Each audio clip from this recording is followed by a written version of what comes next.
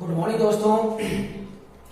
आज इस वीडियो में हम लोग पास्ट कंटिन्यूअस के बारे में पढ़ेंगे।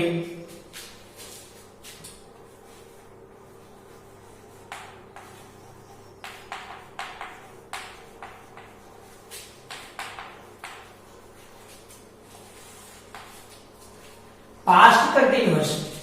तो दोस्तों पहले पास्ट कंटिन्यूअस पढ़ने से पहले हमें इसकी पहचान मालूम होनी चाहिए कि हम इसको कैसे पहचानेंगे। ये पास्ट कंटिन्यूअस टेंस है। तो इसके लिए दोस्तों इस टेंस की पहचान है कि इस टेंस के हिंदी वाक्यों के अंत में रहा था, रही थी, रहे थे कहने का मतलब इस टेंस में हमें पास्ट में कोई कार्य जारी रहने का पता चलता है कि कोई कार्य पास्ट में हो रहा था। तो ऐसे टेंसों का हम किस टेंस में प्रयोग करते हैं? पास्ट कंटिन्यूअस में। तो आओ हम पास्ट कंटिन्यूअस की पहचान कर लिखते हैं। पहचान इस काल के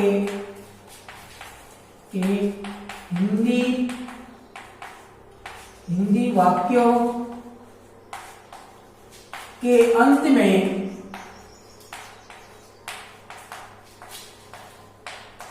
रहा था, रही थी, रहे थे,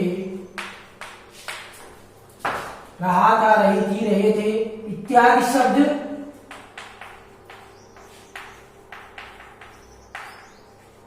आते हैं। यह दोस्तों इसकी पहचान हो गई। अब आओ हम इसको शुरुआत करते हैं अफर्मेटिव सेंटेंस से।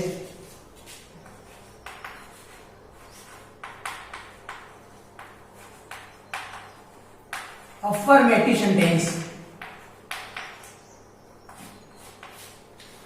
अफर्मेटिव सेंटेंस के वाक्यों का जब हम अंग्रेजी में ट्रांसलेट करते हैं तो उसके लिए फार्मूला है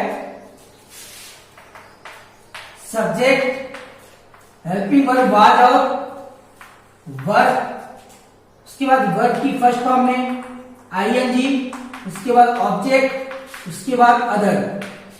यह दोस्तों इसकी अफर्मेटिव का फार्मूला है। इसी फार्मूले पर हमको हिंदी वाक्य का ट्रांसलेट करना है। तो आइए एग्जांपल देखते हैं। जैसे वह हंस रहा था। अब यहां पे देखो दोस्तों, वह हंस रहा था। अब हिंदी वाक्य के अंत में क्या आया हुआ है?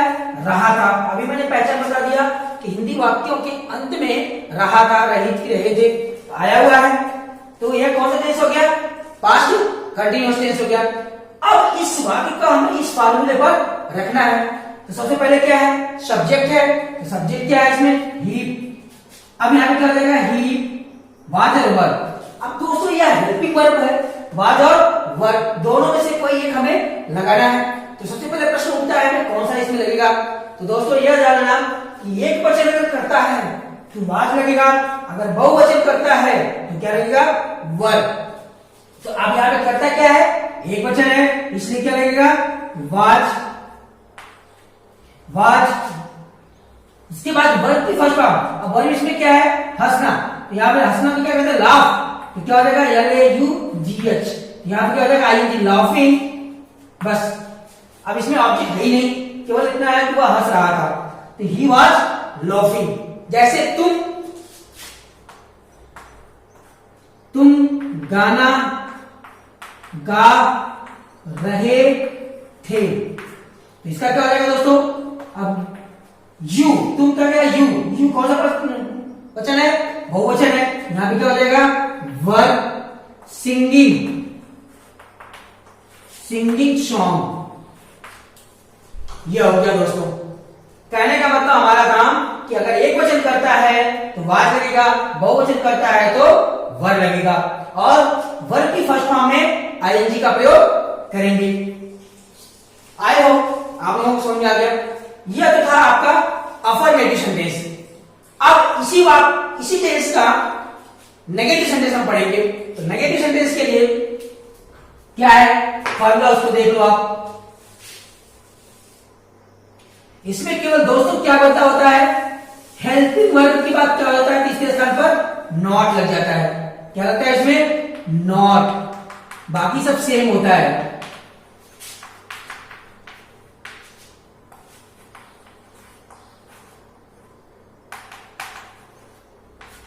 Negative sentence. अब नेगेटिव में क्या है, सब्जेक्ट वाज और वर उसके बाद नॉट। कहने का मतलब तीसरे स्थान पे क्या जुड़ जाता है, नॉट जुड़ जाता है। और इसका एग्जांपल देखते हैं, जैसे धोबी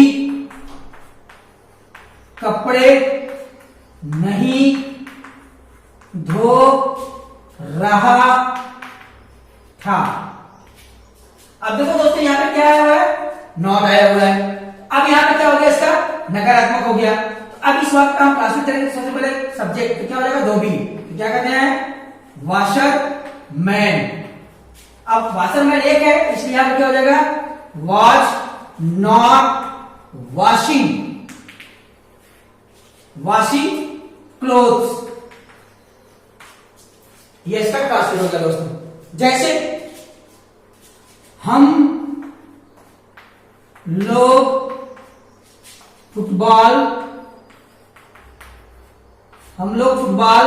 नहीं खेल रहे थे। अब इस वक्त का ट्रांसलेट करेंगे तो क्या हो जाएगा, वी बहुवचन है, इसलिए क्या होगा, वर नॉट प्लेइंग फुटबॉल। यह हो गया दोस्तों नकारात्मक। नकारात्मक में क्या किया हमने, कुछ भी नहीं किया, केवल क्या किया है, वाज और वर की बात क्या लिख दिया मैंने, नॉट का प्रयोग और क्रिया से पहले। कहने का मतलब ओवरऑल कि तीसरे स्थान में हमें क्या जोड़ना है, नॉट का प्रयोग करना है। बाकी अफर्मेटिव की तरह ही इसका प्रयोग करना है। यह हो गया आपका नेगेटिव सेंटेंस। अब इसके बाद आता है इंट्रोगेटिव सेंटेंस। इंट्रोगेटिव सेंटेंस में हमें क्या करना है, इंट्रोगेटिव सेंटेंस में हमें करना यह है कि इंट्रोगेटिव दो प्रकार के होते हैं। एक तो क्या से शुरू होता है और एक क्या की तो कहां बीच में आता है। तो जो पहले क्या से शुरू होता है उसका हम ट्रांसलेट देखेंगे।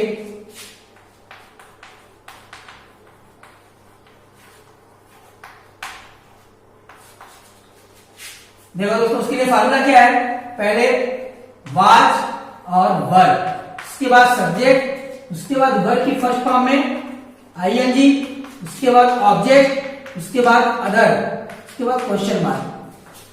यह इसका फार्मूला होगा। जब क्या से वाक्य शुरू होगा तो जब क्या शुरुआत होगा तो सबसे पहले क्या लिखेंगे, हेल्पिंग वर्ब वाज और वर में से कोई एक, किसके अनुसार, सब्जेक्ट के अनुसार। अगर कर्ता एक वचन है तो वाज, कर्ता बहुवचन है तो वर का प्रयोग करेंगे। और एग्जाम्पल के माध्यम से देखते हैं हम, क्या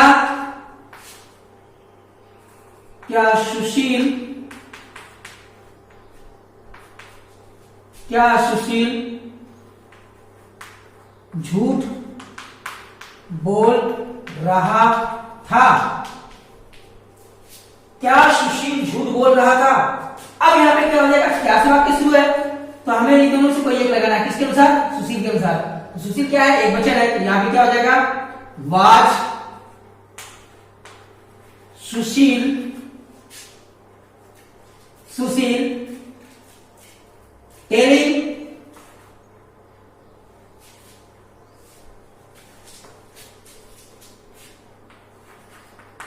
टेलिंग अ लाई, क्वेश्चन मार्क। बस यही है। कहने का मतलब क्या से वाक्य शुरू है तो हमें क्या लिखना है, वाज सबसे पहले, मतलब कहने का हेल्पिंग वर्ड, दोनों से कोई एक लिखना है, किसके अनुसार, सब्जेक्ट के अनुसार। सब्जेक्ट एक वचन है, इसलिए मैंने क्या लिखा है, वाज, उसके बाद सब्जेक्ट, उसके बाद झूठ बोलना, टेलिंग अ लाई। यह वाक्य आपका हो गया। एक और देखते हैं, क्या तुम मुंबई जा रहे थे, तो क्या हो जाएगा, वर। क्यों, क्योंकि कर्ता बहुवचन है। Were you going to Mumbai. यह होगा इसका ट्रांसलेट। अब तो यह किससे वाक्य शुरू होने वाला था, क्या से, लेकिन इसी जगह अगर यही क्या तो कहा जब बीच में आएंगे उसका हम ट्रांसलेट करते कैसे करेंगे, और उसको हम देखते हैं। तो उसमें कुछ भी नहीं, उसमें कोई बदलाव नहीं है, केवल जो प्रश्नवाचक शब्द हिंदी वाक्य में जो बीच में आ जाते हैं उस शब्दों का हम अंग्रेजी ट्रांसलेट करते समय उस वाक्य शब्दों का हम अंग्रेजी सबसे पहले लिखते हैं। कैसे, आओ देखते हैं। केवल फॉर्मूला में क्या बदलाव होता है, केवल यहाँ पे क्या जुड़ जाता है, क्वेश्चन वर्ड आगे, बाकी एग्जाम्पल के लिए सेम वही है। देखो एग्जाम्पल हम देखते हैं। एग्जाम्पल जैसे तुम कल कहां जा रहे थे। अब देखो दोस्तों यहाँ पे प्रश्नवाचक शब्द बीच में आया हुआ है, तो अभी हमें बताया कि जब प्रश्नवाचक शब्द बीच में आते हैं तो उसका जब हम इंग्लिश में ट्रांसलेट करते हैं, जो प्रश्नवाचक शब्द बीच में आया होता है उसकी अंग्रेजी हम सबसे पहले लिखते हैं। यहाँ पे देखो फॉर्मूला में लिखा हुआ है, फॉर्मूला में लिखा हुआ है क्वेश्चन वर्ड की क्वेश्चन वर्ड सबसे पहले लिखते हैं। तो क्वेश्चन वर्ड क्या है इसमें, कहां, तो कहां की अंग्रेजी हम सबसे पहले लिखेंगे, क्या हो जाएगा, वेयर। अब उसके बाद हेल्पिंग और वाले और में से कोई एक लिखना है, किसके अनुसार, सब्जेक्ट के अनुसार। सब्जेक्ट यहाँ पे तुम है तो क्या हो जाएगा, वर, क्योंकि तुम बहुवचन है। वर यू जाना, गोइंग, कहां जा रहा है, कल, यस्टरडे।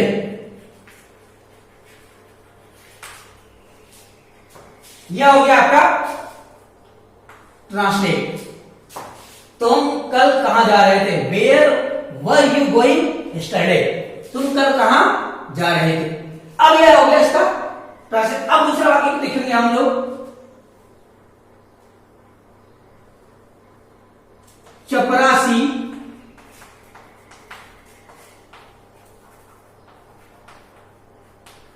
घंटी क्यों बजा रहा था। अब यहां पर देखो क्यों आया है, बीच में सबसे पहले हो जाएगा वाई। अब चपरासी एक घंटी बजाएगा, बहुत सारे बजाएंगे नहीं, इसलिए यहां पे क्या हो जाएगा, was. Peon, peon ringing the bell, why was peon ringing the bell. अब यह होगा आपका इंट्रोगेटिव। इंट्रोगेटिव में दो प्रकार के मैंने बताया, एक तो क्या शुरू होने वाला था और एक क्या की कब कहां बीच में आने का। अब इसके बाद हम पढ़ेंगे interrogative and negative sentence. Interrogative negative sentence में दोस्तों कुछ भी बदलाव नहीं है, केवल क्या हो जाएगा, सब्जेक्ट के बाद और वर्ब से पहले हम क्या जोड़ देते हैं, नॉट का प्रयोग करते हैं। और उसको हम एग्जांपल के माध्यम से देखते हैं। Interrogative and negative sentence.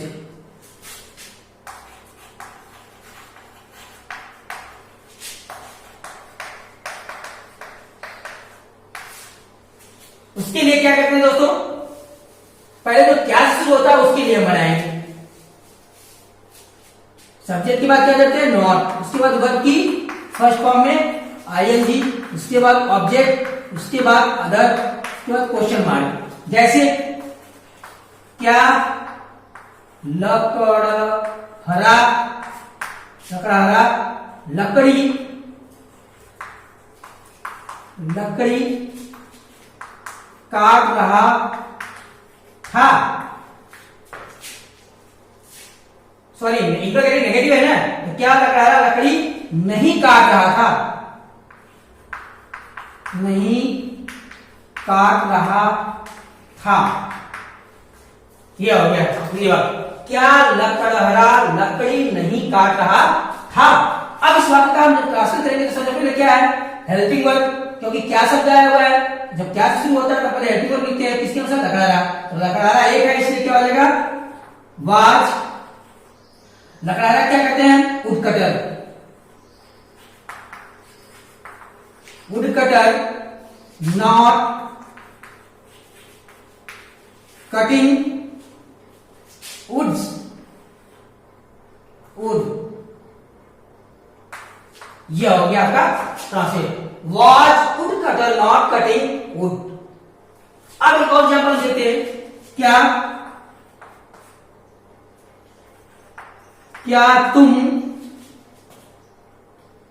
तुम बाजार नहीं जा रहे थे। क्या हो जाएगा दोस्तों इसका, वर, क्यों? क्योंकि सब्जेक्ट बहुवचन आया हुआ है, इसलिए were you not going to market, यह आपका ट्रांसलेट हो गया। अब यह तो क्या से शुरू होने वाला था, लेकिन अगर इसी तरह क्या के तो कहा जो बीच में आएगा तो हम क्या करेंगे, केवल कुछ भी बदलाव नहीं है दोस्तों, हेल्पिंग वर्ब में क्या हो जाएगा, क्वेश्चन वर्ड आगे हो जाएगा। और एक एग्जांपल हम देखते हैं इसको।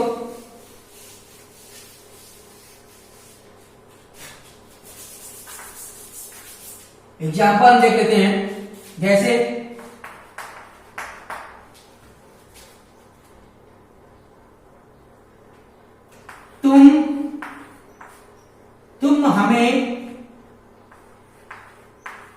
तुम हमें कल क्यों नहीं पढ़ा रहे थे? तुम हमें कल क्यों नहीं पढ़ा रहे थे? अब यहां पे देखो क्यों, अब बीच में आया हुआ नकारात्मक भी है, तो अब इसका हम क्लासिक करेंगे तो क्यों क्या करेंगे, जैसे पहले लिखेंगे वाई, अब वाई के बाद क्या, वाज और वर, किसके अनुसार, यू के अनुसार, तो क्या हो जाएगा, were you not teaching us yesterday, ये हो गया दोस्तों, why are you not teaching us yesterday. एक और एग्जांपल देखते हैं हम,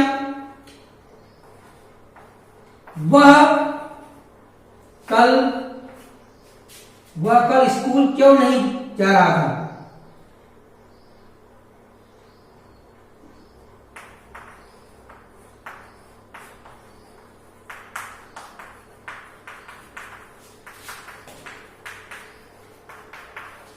तो इसका क्या हो जाएगा, why was he not going to school. यह हो गया दोस्तों interrogative and negative sentence.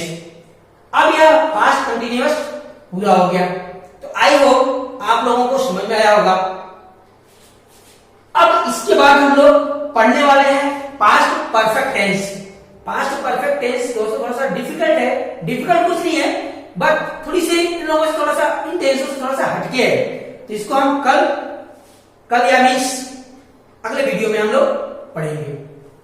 Thank you.